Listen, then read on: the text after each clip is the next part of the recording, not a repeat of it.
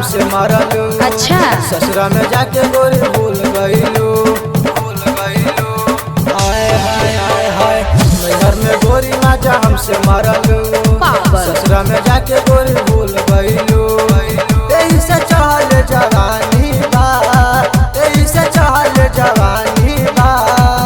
तनी नापे दो, तनी नापे दो केतना टाइट बा लहंगा चोली से पानी चुआत बा। तनी नापे दो केतना टाइट बा लहंगा चोली से पानी चुआत बा। चल हट लफुआ कहीं का।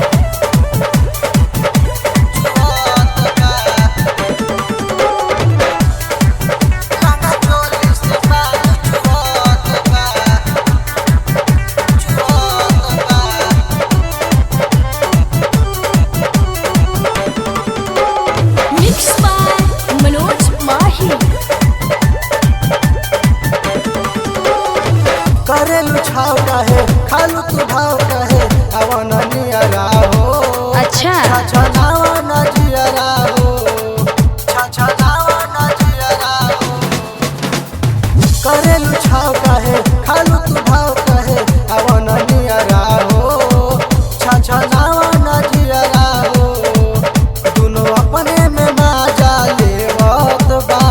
ढेर मत बोलो। रानी नापे द केतना टाइट बा लहंगा चोली से पानी चुआत बा। रानी नापे द केतना टाइट बा लहंगा चोली से पानी चुआत बा। चुआत बा, चुआत बा। लहंगा चोली से पानी चुआत बा, चुआत बा।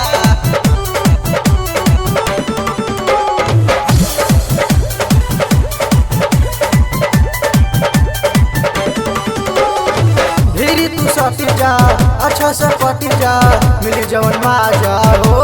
तका मन रही रोज ताजा हो। अच्छा रही रोज ताजा हो। धीरे तू सटी जा अच्छा से पटी जा मिली जवन माजा हो। चल हट। मन रही रोज ताजा हो। राइटर अक्षय मनी बात राइट बा। तो हम की करियो। तनी नापे